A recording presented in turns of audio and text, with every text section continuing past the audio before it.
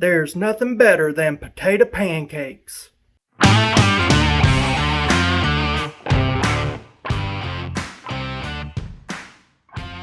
Well, I don't know about you, but the cost of food is going sky high.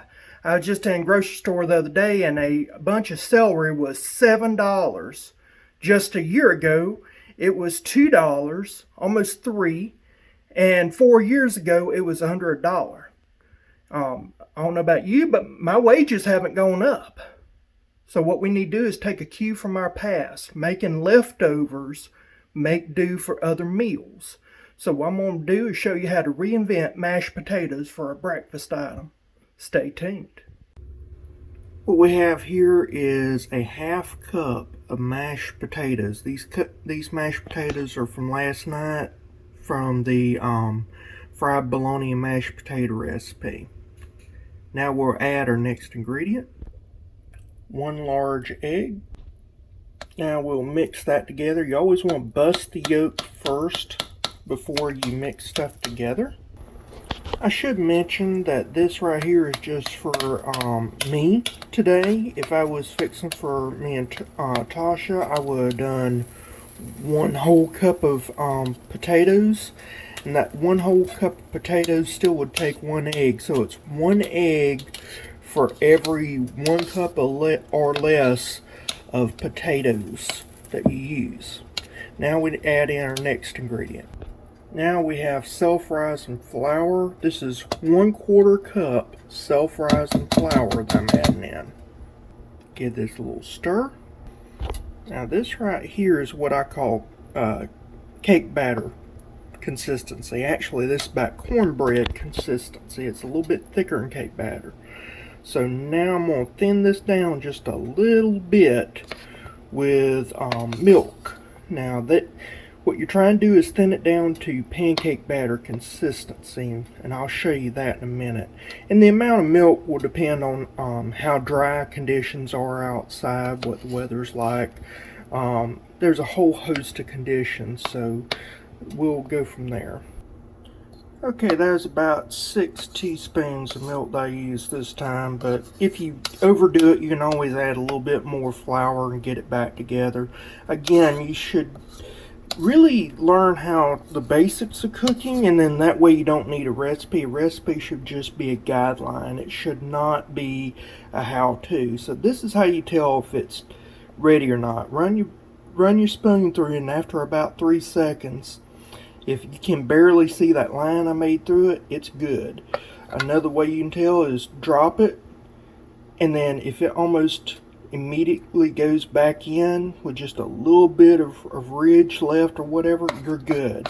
You just want something a little bit thinner than pancake batter, but not watery.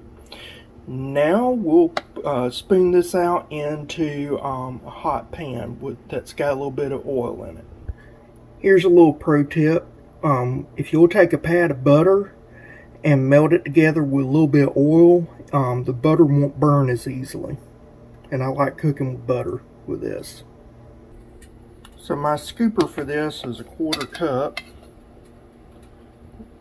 Now I'm going to put this into the pan right here. 1/4 cup scoop. I should put it in the center and I didn't, because I'm going to be stupid. I'll show you one that's done right in a minute. Okay, so this is a perfect size pancake. Don't be afraid to have some oil in the pan. A lot of people are afraid of oil in the pan. Now, the oil's going to help you get it cooked right. You'll see bubbles forming right here, and I'll show you. See how these bubbles are forming and then they're breaking? And then you got bubbles forming here, but they're not breaking. When they start to break in here, and you'll have a bunch of bubbles, and they'll start to break. When they start bubbling and breaking, that's when you flip it over. I also want to mention that I've got this on a medium-low heat. Too many people cook at too high heat. Control your temperature. That's the reason why you got a knob on your stovetop. Okay, now you can see that the bubbles are coming up and popping, so now it's time to flip this over. And that right there is nothing but gorgeous. Don't be upset. Your first pancake is always going to turn out bad. This was my first one. It's ugly. That's the reason why you do better pancakes, put them on top, and that's the reason why pancakes are stacked. There you go. Now we're going to do another stack. Alright, we got another one ready to flip. Gorgeous. Now some people might ask how you know the other side is cooked. Well, when you flip it over, and it don't take long because this side's already going to be mostly cooked anyway. When you flip it over, once it's browned, it's ready. Okay, so this right here that I cooked makes a perfect 4 stack. And of course, when you're doing a full recipe, it'll be 2 servings. So if you got more than 2 people, adjust accordingly. I don't really do a lot of breakfast food, so I've got a fruit spread that I'm using instead of syrup, but you can put whatever you want on yours. This just gives a little bit different flavor. I like strawberry. Now we're going to cut out a piece and give this a taste.